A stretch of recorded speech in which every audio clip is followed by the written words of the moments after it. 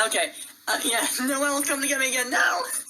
Yeah, but no, so I thought I pressed record. I thought I pressed record again on the laptop when I was like transitioning from like two separate recordings, but I accidentally I actually pressed the play button of what I just recorded. So what I was hearing just now was the ending of the instrumental breaks. Like what I was hearing just now was the weird like piano song that I made that you heard before I started talking again about like an hour ago. Yeah, and I thought that was fucking Noel coming to get me. Yeah. Anyways, time for the second movie's explanation. This is the current version of that I got so far for The Lives of Destiny 2. And it's focused on a character called Zach Weston, who is the nephew of Captain Benson. Alright, here we go. Alright, so it opens up like this. The pirates have just fled their invasion attempt against like Erisys and their friends and all that. This takes place immediately after the first movie. So they're above the ocean right now, going away from the Sealish coast, and they're just trying to figure out what their next move is, and that's when they get intercepted. They get intercepted by a bunch of fighter jets who shoot at their little blimp, and it goes down. Zach is the only known survivor. He falls out of he's like a fennec. He's a fennec fox, but with like very short ears. They're like cat-sized, and he wears this brown hoodie. He wears this brown medieval hoodie. He jumps off in the airship. He's the only one to do so, and he falls into the water. And he looks around. He stays there for about 10 minutes to make sure he's not being watched. And he gets in this like little box that's floating in the ocean, and he gets this like little paddle. Or just like wooden plank, and he uses it as a paddle, and he paddles his way, hopefully, back to the Sealand coast to re-wash on the shore. It's been a few days since he has been on the ocean now, and also keep in mind, in the world of TLOD, The Lives of Destiny, fish and sea creatures are not human sentient, so animals eat them as food. Along with most birds and other miscellaneous bugs and animals and stuff like spiders and stuff, they're all animal-like. And some reptiles, although not all of them. Some reptiles are human sentient. But anyways, Zach eats some fish and seaweed and stuff. And then he washes up on the shore, and he is unconscious. A family of deer is nearby, 2 parents, 3 siblings, and they collect him, and they take him in their car and introduce themselves once they get back to their house. Zach is gladly welcomed into the family, and he's welcomed into the family, and that is where the story begins. The opening credits go here. Well, the opening titles go here. And at the time that I talked about so far, Zach is 12. Zach was 12 years old, and it was the year 2230. And at that time, when Zach was 12, the plot of TLOD 1 just happened, so the characters are 17.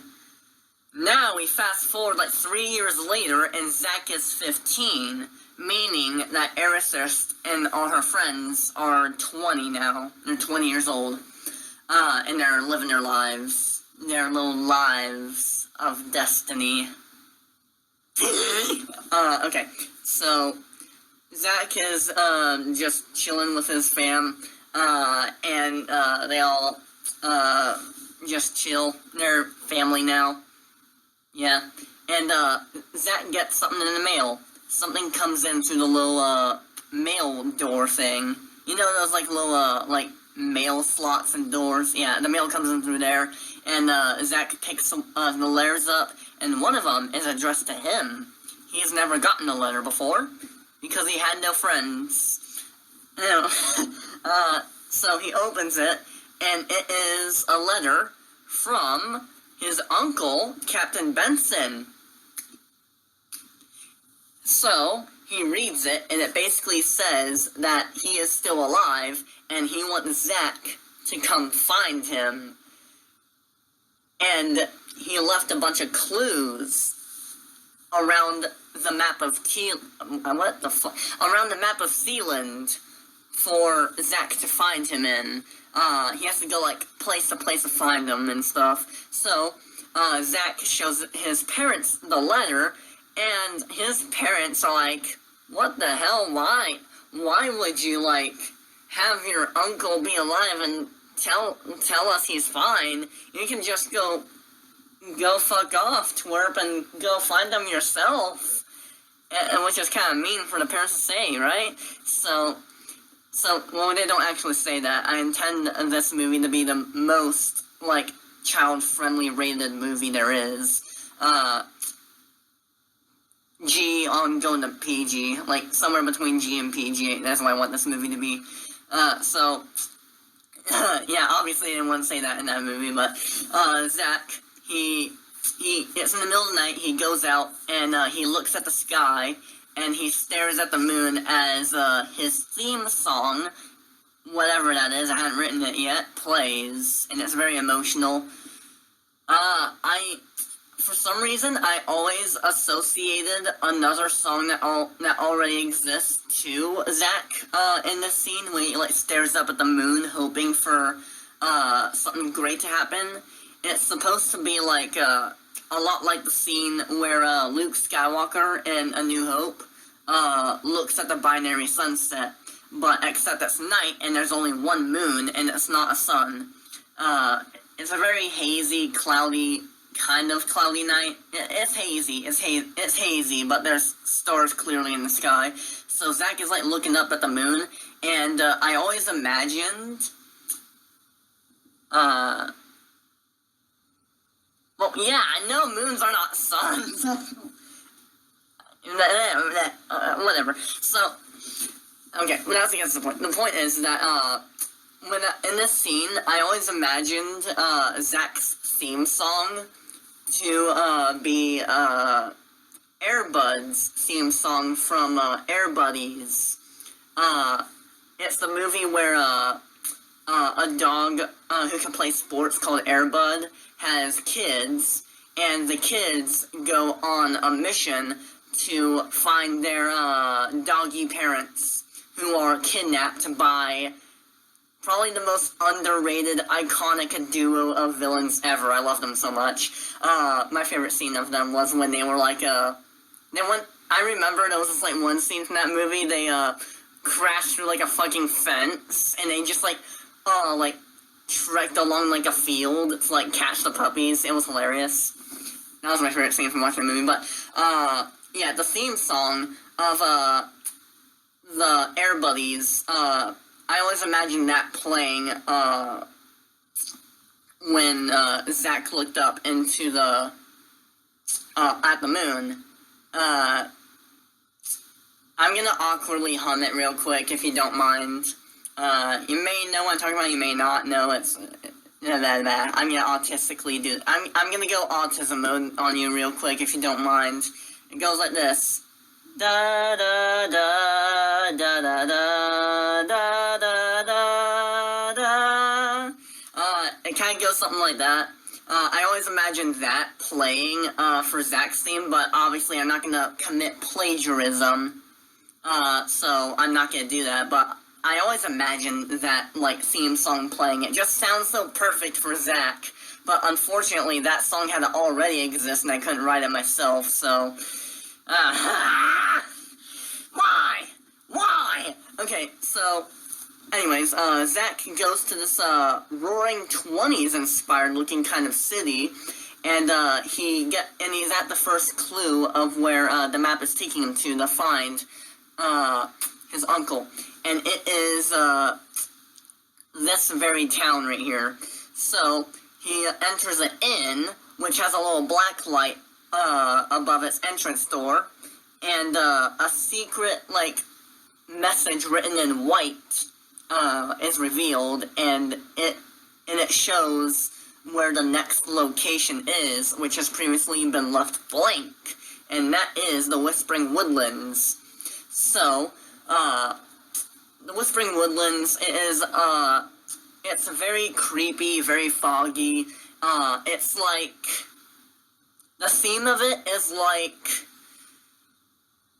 it's like, if you've seen, Brave, made by Pixar, it looks a lot like the Ancient Kingdom. There's a bunch of fog, a bunch of, like, dead trees everywhere, some castle ruins and all that, and very expansive, too. It's massive.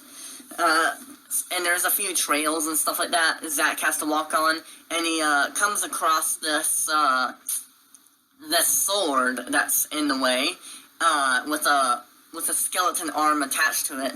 So, he picks up the sword, and like, the skeleton hand is holding onto the hilt. So, like, a fallen soldier, was holding onto a sword, and it has a tight grip on it. So, what would a stupid 15-year-old teenager Fox do in a situation where he wants to grab a sword and take it off of a bony hand? That's right, he would hold it by the blade and whack it onto a tree like it's a baseball bat, whacking the bone hand off. He cut himself because of doing that. What? Like, he cuts himself because he was holding it by the blade. How stupid of him. How stupid of him, right? So he treats his bleeding paws, I guess, and he spends the night at where he is right now, right by where he found the sword. So oh yeah, also I forgot to mention this. So he carries with him this journal, and he writes in it every day about what adventure he's been on. And the reason why I incorporated that into his story is because when I first wrote The Lives of Destiny 2, which is focused on Zack, by the way, I made it so it's like, you're reading his actual journal. Like, I wrote it so it uses the I am pronouns, like, I do this, I do that. So it's like in his perspective, like, as if he wrote the thing himself, and whoever, like, actually grabbed the binder I put the pages in would look at it and it'll feel like it's written by him. It's like the style of Diary of a Wimpy Kid, kind of, but without the humor, and it's more journal-like. You know what I mean? That's what I did with The Lives of Destiny 2. I have it somewhere, in here, I think. Actually, I think I know where it is. It's in the house. I can show it on camera right now within this, Discord, thing. I believe there's a mode in this where I can put my camera on.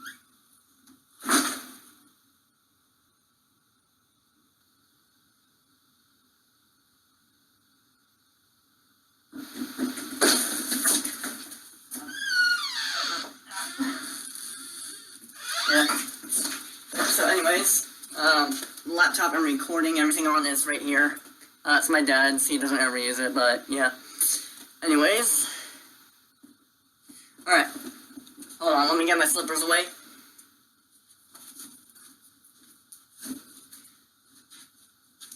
To everyone watching this, after I made this video, sorry I, went away for a little bit. I wanted to show one person a little something. So, yeah, anyways, continuing on. So, Zach, he goes into he's in the Whispering Woodlands. He wakes up, from his little slumber. He's camping in there. And he sees this, like, shadow penguin creature suddenly zoom up to him in, like, half a second. Like, the penguin that, it looks like 5.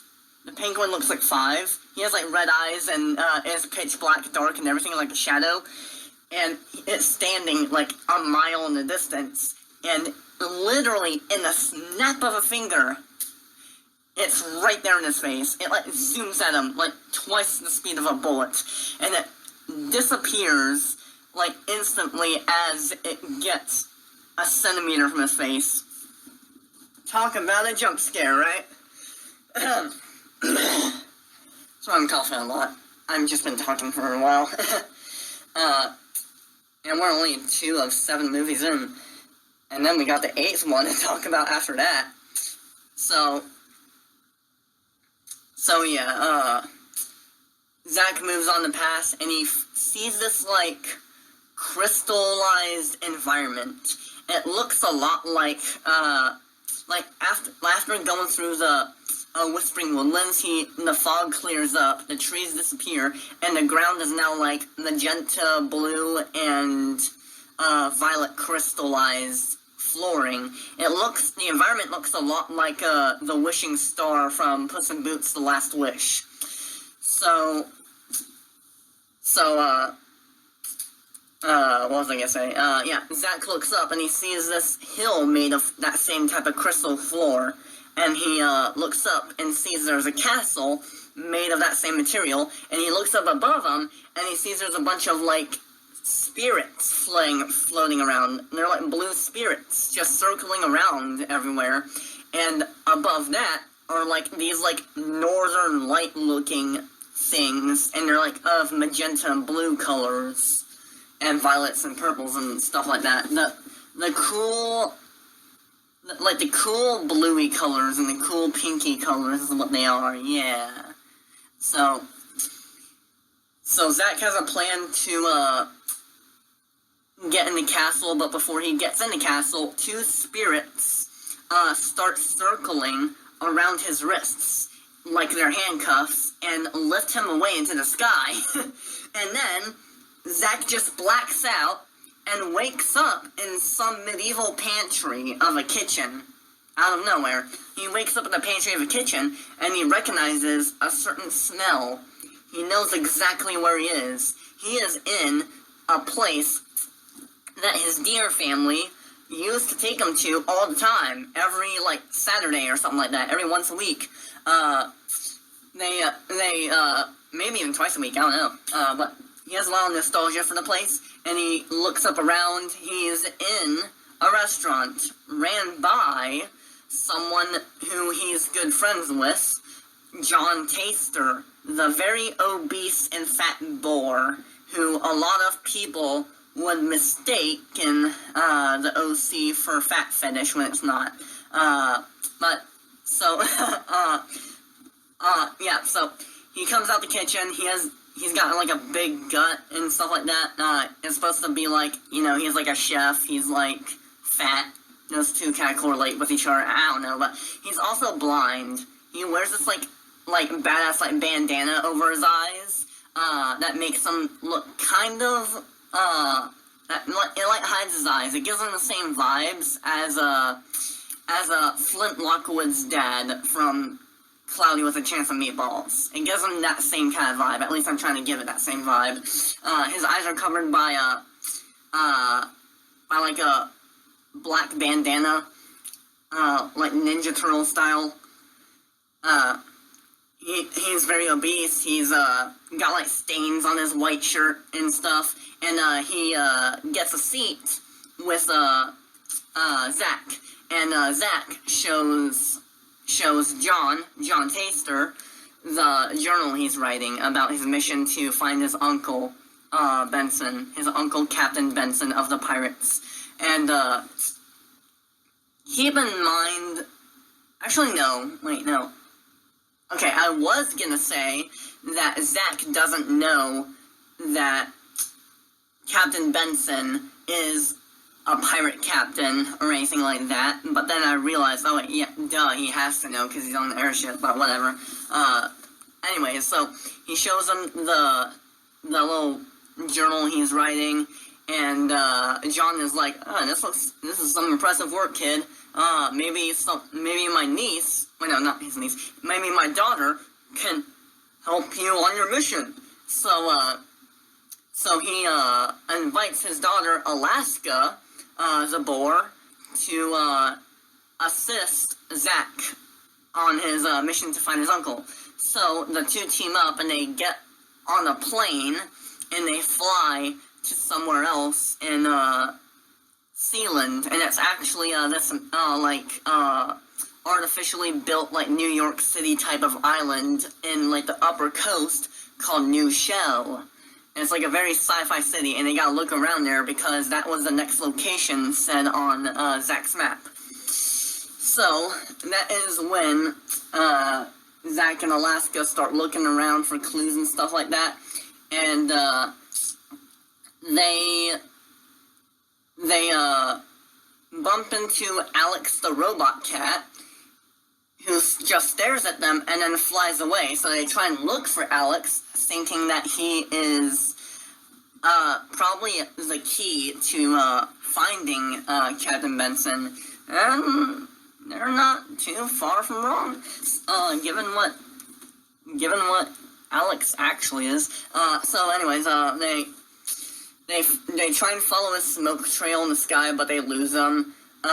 They try everything they can to find them, but they don't find anything. They go into a building, and what happened next? It's really hard. It's really sketchy to remember what happened around the middle of the beginning. Let's see.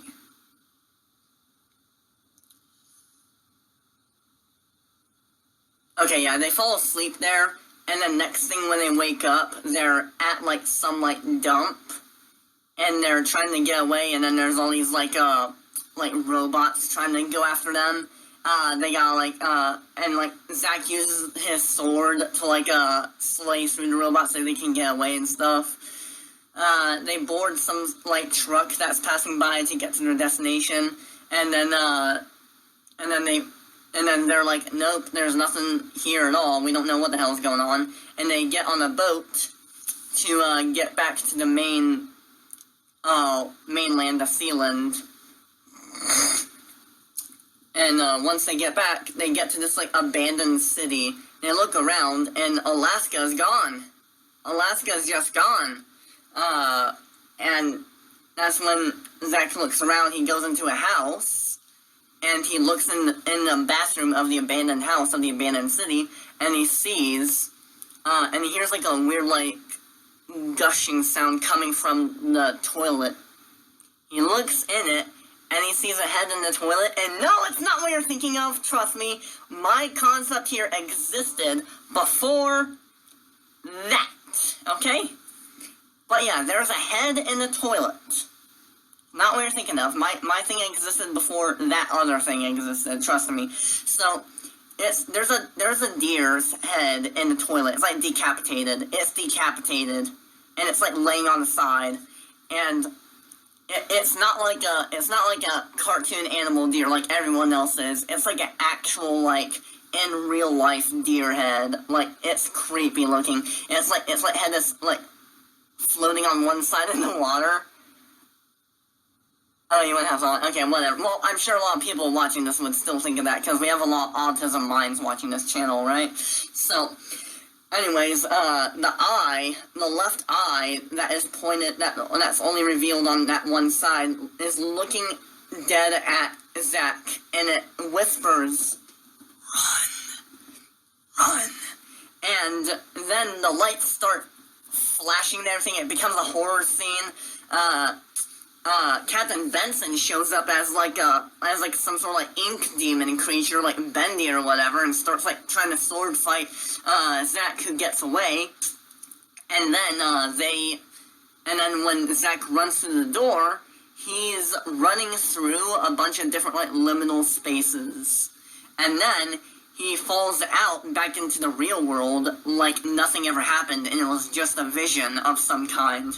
He sees Alaska, and the two start arguing about finding Captain Benson. Alaska now thinks that they shouldn't find him because Alaska now knows who Captain Benson is. He's the pirate captain, but Zach thinks they should still look for him because he's his uncle, so the two really start bickering about it, and it gets to the point where the two really hate each other, And then later on, when they're, like, halfway through the abandoned city, Zach gets, like, a voice in his head telling him to kill Alaska. So he's about to do it. He's about to kill Alaska, but then last minute, his true self stops him from doing so. And Alaska was completely unaware she was about to die, but she doesn't. So, Zach was like, what the hell am I thinking? And that's when he realizes the voice that is talking to him is Captain Benson himself. He managed to figure out how to become a spirit. Yeah. So, but he can become a spirit and a mortal being willingly. So, Zach and Alaska make amends with each other, and they, try and hunt him down, and they enter the woods. They find Erithus just chilling in there, and Erithus guides them back to where they live, and, educates them on who Captain Benson really is. Zach kind of like, Zach used to be a pirate because he was, like, directly raised by, Captain Benson, and he was like, no, we can't kill him, that's insane. He's my uncle, that's ridiculous. And Erithus is like, nah, things just gotta be done that way. And then Erithus sends him and Alaska out to where they think he is, and they also tell him that, it's probably a trap. The map is probably a trap, or something like that, but Zach doesn't take it seriously, and Alaska even doesn't go with him. So Zach goes alone, and he walks into the last location where Captain Benson would be at. Sorry. It's like, some sort of, like, ruins place. It's like this, like, giant abandoned cathedral in the middle of a jungle, or at least the edge of a jungle. It's, like, very rainy. It feels very Star Wars The Force Awakens-y aesthetically. It's kind of like Maz Kanata's bar palace place, kind of. And he enters this cathedral-looking place, and he meets face-to-face with his uncle again, Captain Benson, and that is when the truth is revealed. Captain Benson has led his nephew into a trap, and he felt he was useless. So, he is going to kill him now. So, that's when Alaska comes in, and tries to put a stop to all this, but she gets knocked out by him, and Captain Benson hands Zach his own sword. So now Zach has two swords, and he's, like, holding them in, like, an X shape, like, right to Alaska's neck. And, Captain Benson's like, you know what must be done. To be a true pirate, you must kill people who you made friends along the way. Pirates don't even make friends. You don't need friends. And that's when, keep in mind, I like to make things rhyme. I like to make things rhyme with my movies. Kind of like how George Lucas likes to make things rhyme in Star Wars. What's that thing that George Lucas said? Something about rhyming? I like to do that with my stuff. And that's what I'm doing here. Jake, I'm going to let you guess what the little parallel is right here. What do you think the parallel is between one scene and a scene from this movie? Like, what do you think the parallel is from the last movie and this one?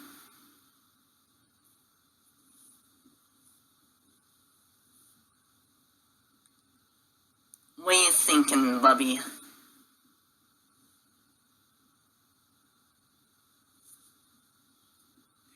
You don't know, you're kinda dumb? Fair enough. I'm dumb too. Well, I'm dumb in other things. We're all smart in some areas, but we're all stupid in others. Anyway, they're going off topic. So remember how in the last movie, the first movie, that Erithus walked right into Rebecca's trap, and that Vixen gave offered the Drazen Slayer to Rebecca to finish the job. Yeah, that's what's happening here too.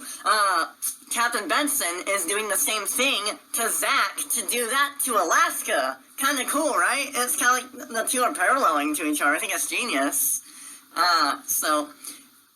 But I'm still unsure of what I'm gonna do right here, because at one hand, it's very predictable, right? Because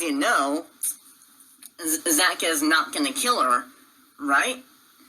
But on the other hand, if it's too predictable, then you gotta do something else with it, you know what I mean? Fluffy Toasted, welcome. You're a bit late to the party, but welcome. Right now, I am discussing, the newest version of all the TLOD movies, the Lives of Destiny movies. Well, the first 3 at least. And little details from the other ones. And right now we're on the second one, and we're getting towards the end. And, yeah. So, I think I'm gonna have it where Zack, leaves Alaska alive anyway. It's just the right thing to do, you know? Just like how, Rebecca left Aerithus alive in the last one. So, the two team up against, Captain Benson, and Alaska's like, there is the friend I once knew.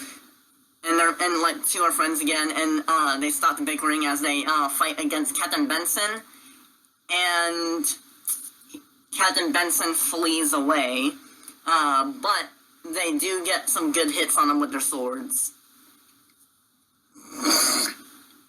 And Alaska, Zack had the 2 swords, right?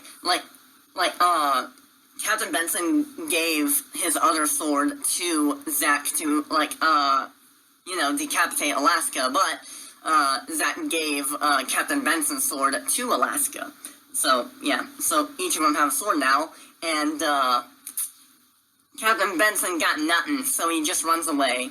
And that's when Vixen comes in and tries to put a stop to all this.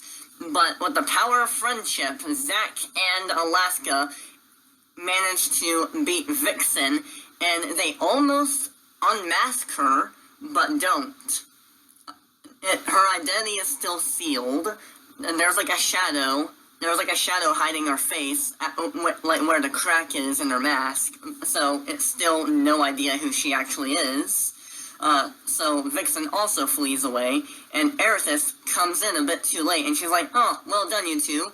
You can join our little friend group now, and you're like, yippee! And then that is where, the second movie ends. That's the current version of it. There's still some, stuff that needs to be reworked with and stuff, but I think it's, generally a pretty cool story. It's a lot like the first movie, but has some differences in it, you know? It has a different focus, too. I like that in movies. I love it when, sequels have different focus, you know? Alright, time for the real kicker, the third movie. Probably the second most developed one. And I think it's almost completely finalized. So, alright, here we go. I need to take a sip of my Coca-Cola real quick, and we'll be right on it. Hold on.